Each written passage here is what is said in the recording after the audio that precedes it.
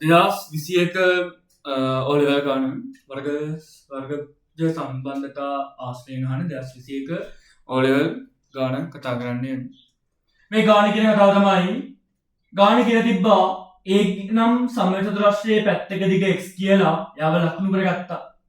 B නම් සමමිත චතුරස්‍රයේ පැත්තක දිග A නැමැති සමමිත චතුරස්‍රයේ පැත්තක දිගට වඩා 4ක් වැඩිය කියලා කියනවා. 4ක් වැඩිය කියලා කියන්නේ 4ක් එකතු කරන්න තියෙන්නේ. ගුණයක් අහනවා නම් දෙගුණයක්, තුන් ගුණයක්, පස් ගුණයක්, හය ගුණයක් අහද්දොත් අපිට කරන්න පුළුවන් ගුණ කරන එක. 4ක් වැඩිය කියලා කියන්නේ 4ක් එකතු කරන්න. 4ක් අඩුය කියලා කියන්නේ 4ක් අඩු කරන්න ඕනේ. අහන විදිය විතර ඔළුවේ තියෙන්න ඕනේ ක්ලාස් වල සහ 10 නංගිලා බලලාගේ. ආයි කියන්නම් දෙගුණයක්, තුන් ගුණයක්, පස් ගුණයක් කිව්වනම් ගුණ කරන්න. 5ක් වැඩිය, 4ක් වැඩිය කිව්වනම් එකතු කළ යුතුයි. 4ක් අඩුය, 2ක් අඩුය වගේ කිව්වනම් අඩු කළ යුතුයි. දැන් මොකද කියන්නේ? A නම් සමමිත චතුරස්‍රයේ පැත්තක දිග x ලෙස ගන්නලු. A නම් සමමිත චතුරස්‍රයේ පැත්තක දිගට වඩා B නම් සමමිත චතුරස්‍රයේ පැත්තක දිග 4ක් වැඩිය කියන හින්දා අපි කරන්නේ මොකද්ද? මෙයාගේ පැත්තක දිගට 4ක් එකතු කරන එක. දැන් ගාන කියලා තිබ්බනේ වර්ගඵල එකතු 88යි කියලා. ගාන කියලා තියෙනවා. ඒක පාවිච්චි කරලා, ඒ කියන්නේ වර්ගඵලය 88යි කියන සම්බන්ධතාව භාවිත කරලා අපි කරන්න ඕනි x වර්ග ධන 4x 36 සමානයි බිඳුව කියන වර්ග සමීකරණය තෘප්ත කළ යුතුයි. මෙයාගේ වර්ගඵල වෙන දිග ගුණ කිරීම පළ දිග කියන්නේ x පළ කියන්නේ x. එකතු කිරීම මෙයාගේ වර්ගඵලය කියන්නේ දිග ගුණ කිරීම පළ x ධන 4 ගුණ කරන්න ඕන නම් ගිමල්ද x ධන 4 සමාන වෙනවා 88ට.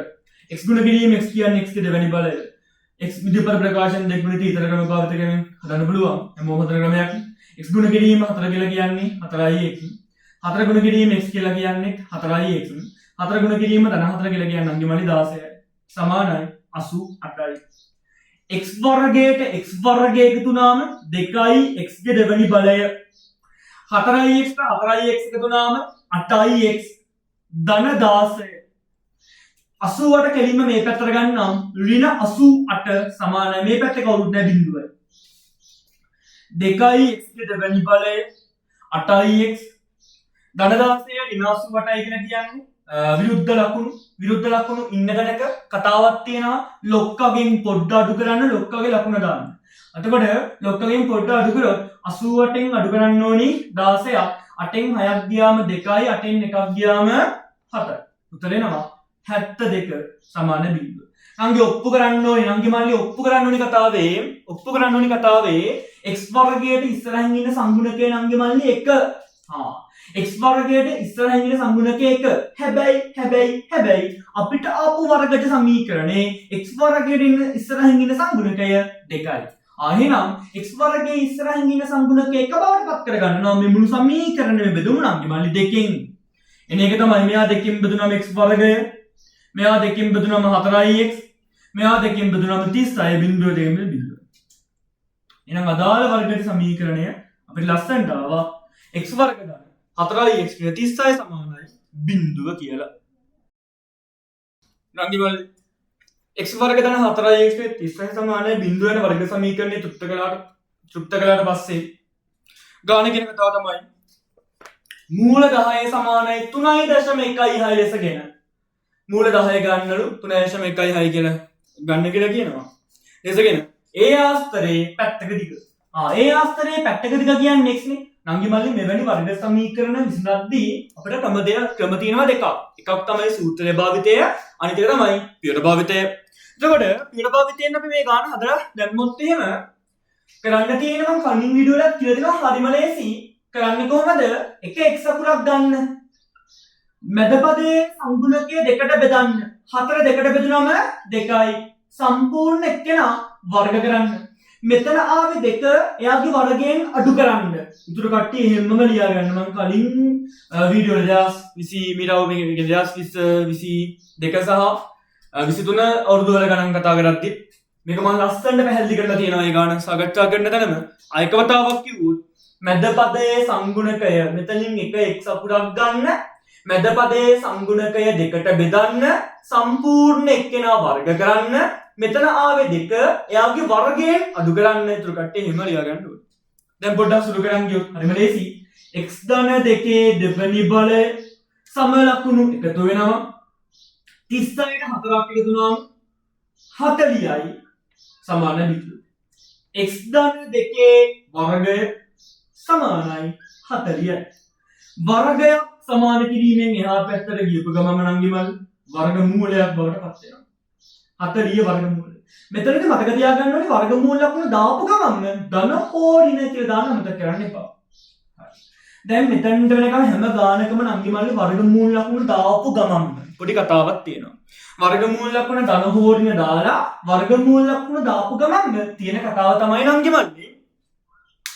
මෙතන ආවේ මූල 10 නම් 40 කියන එක කෙනා ලියාගන්න 10ත් එක්ක වර්ගමූල ලකුණ ගැන හිතන්නේ නැතුව 40 කියන එක කෙනා ලියාගන්න 10ත් එක්ක හිතන්න මොහොතකට මෙතන ආපු එක්කෙනා දීලා තියෙන මූලකයත් එක්ක හදාගන්න කියලා කියන්නේ. මොකද කියන්නේ දැන් වර්ගයක් සමාන කිරීමෙන් එහා පැත්තට ගියාට පස්සේ වර්ගමූලයක් බවට පත් වෙනවානේ. මෙයාව මෙතනින් එහාට විසඳගෙන යන්න නම් කරන්න තියෙන්නේ තමයි ගානේ කියලා තියෙනවනේ මූල 10 සමානයි 3.16 ලෙස ගන්න කියලා. ඒ කියන්නේ x ට අදාළගේ ඉදිරිපත් කරන්න කලින් ගානේ කියන කතාව තමයි මෙයා භාවිතයෙන් ගාන කරගෙන යන්න කියලා. එතකොට කරන්න තියෙන්නේ තමයි හොඳට මතක තියාගන්න මෙතන ආවේ මූල 10 නම් මෙතන මේ තියෙන අගේ මූල 10ත් එක්ක හදාගන්න යුතුයි. හිතන්න මොහොතකට මෙතන මූල දෙකක් දීලා තිබ්බනම් මූල දෙකක් දීලා තිබ්බ කියලා හිතන්න. මූල දෙකක් දීලා තිබ්බනම් අපි කරන්න දේ තමයි මේ අදාළගේ මූල දෙකත් එක්ක හදාගන්න ඕනි. දැන් තියෙන්නේ මොකද්ද? මූල 10ත් එක්ක හදාගන්න. එහෙනම් 40 කියන එක්කෙනාව හදාගන්නවා නම් කිමල්ලි මූල 10ත් එක්ක 4 ගුණ කිරීම 10යි. අනිත් ගුණ කිරීමක් දාලා මූල 10ත් එක්ක හදාගන්න තියෙනවා. හරිම ලේසි. අපි දන්නවා නම් කිමල්ලි 4 වර්ග මූලය කියන්නේ 2යි. එතකොට x ධන 2 සමානයි ධන හෝරින හැමම ඉන්නවා. මෙයාගේ වර්ගමූලය දන්නවනේ අපි 2යි කියලා. එයාව කෙලින්ම ඉස්සරහට දාගන්න. ආයෙ වර්ගමූල ලකුණ දාන්න යන්න එපා. නංගිමල්ලි මෙතන 2යි මූල 10 කියන්නේ 2 ගුණ කිරීම මූල 10යි. උතරින් චුට්ටක් බෝඩ් එක පේන්නේ කැමරාව පොඩ්ඩක්.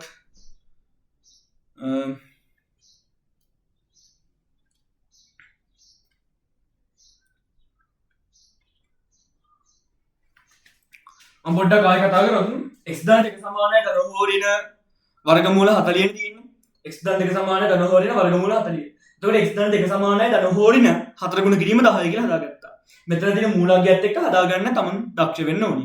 හරි එතකොට 4 වර්ගමූලය කියන්නේ 2යි 2 ගුණ කිරීම මූල 10යි. නංගිමල්ලි මේ 2යි මූල 10 කියන්නේ 2 ගුණ කිරීම මූල 10යි. මොකද්ද? 2 ගුණ කිරීම මූල 10යි. දැන් ගානේ කියන කතාව තමයි x ධන 2 සමානයි ධන හෝරින 2 ගුණ කිරීම මූල 10 කියලා කියන්නේ 3.16.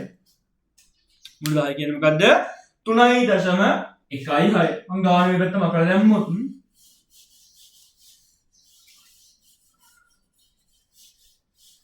මූල 10 කියන්නේ මොකද්ද?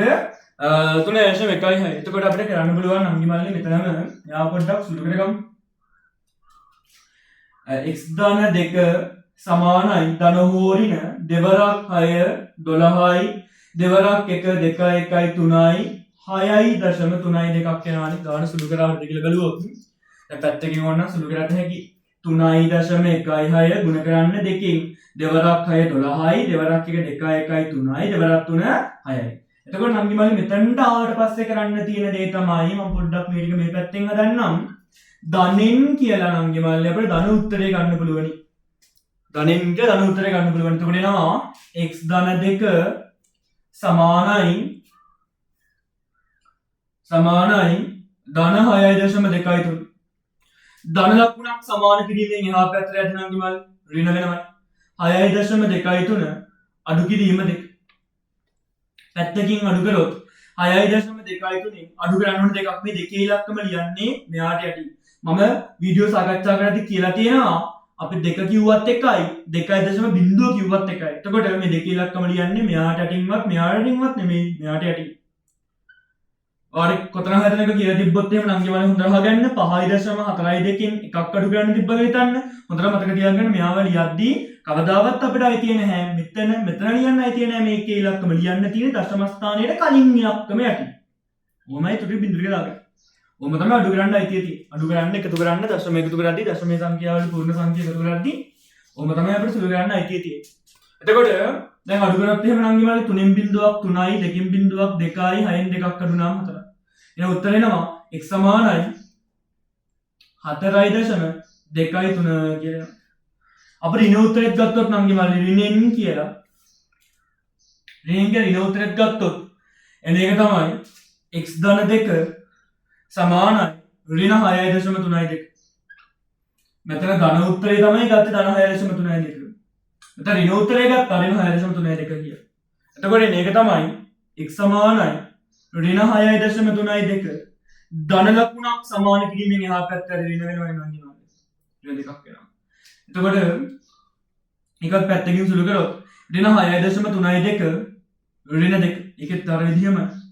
එතකොට එනවා සමාන ලකුණු එකතු වෙනවනේ. සමාන ලකුණු මොනවා වෙනවද? එකතු වෙනවා. මම මේ ලකුණ කපලා දැම්මොත් දෙකින් බිංදුවක් 2යි 3න් බිංදුවක් 3යි 6න් 2ක් අඩු වුණාම 4යි. හැබැයි උත්තරේ එනවා නම් කිව්වනේ x සමානයි ඍණ 4.32.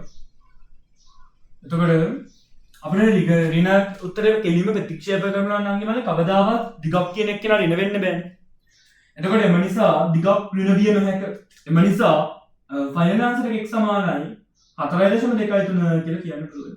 දිගක් කියන එක කෙනා කවදාවත් ඍණ වෙන්න බෑ. දිගක් කියන එක ඍණ වෙන්න බැරි හින්දා අපිට ගෙලින්ම කියන්න පුළුවන් x සමානයි 4.23 කියලා. 4.23 කියලා කියන්න පුළුවන්.